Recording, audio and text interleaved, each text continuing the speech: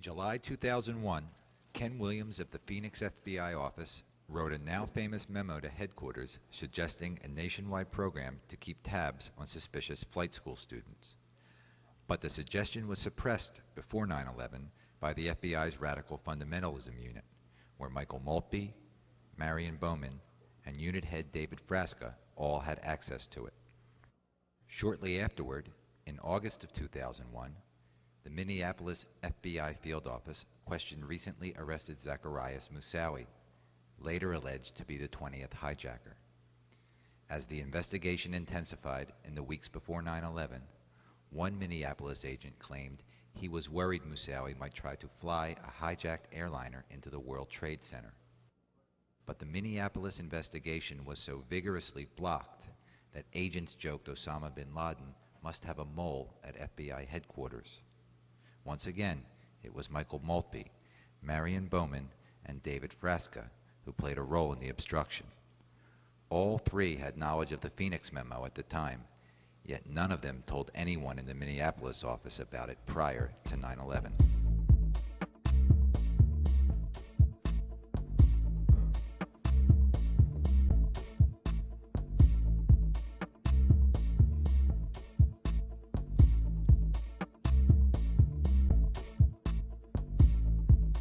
In January of 2001, Chicago field agent Robert Wright saw his 3-year investigation of a terrorist cell abruptly halted.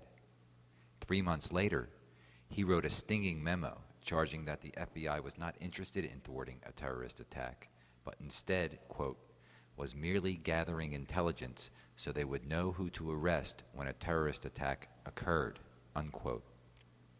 After 9/11, badly shaken, Wright wrote a 500-page book detailing his experience. But to this day, the FBI has blocked him from publishing it in full. Was Wright's terminated investigation related to the 199I order of January 2001?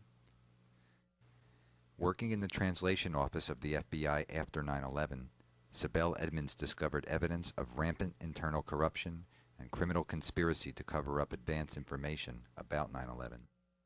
Placed under a gag order by the Justice Department, Edmonds has been denied the opportunity to tell her story in full, but she has courageously found ways to get word of her ordeal out to the public. She has joined with the 9/11 Truth Movement and has not wavered in her claims. To become an American citizen, I took the citizenship oath. In taking this oath, I pledged that I would support and defend the Constitution and laws of the United States of America against all enemies, foreign and domestic.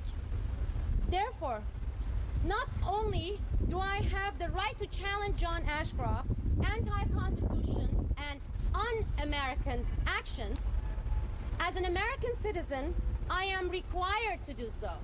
So are you.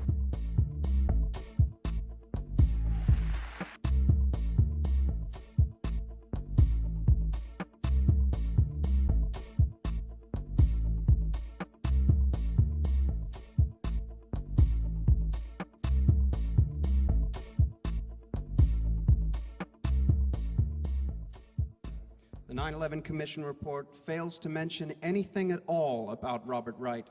Sibel Edmonds and Colleen Rowley are each mentioned just once, in footnotes that reveal nothing about what they said. Also unmentioned in the report are David Frasca, Marion Bowman, and Michael Maltby, the officials who should rightly have to answer why these investigations were apparently blocked.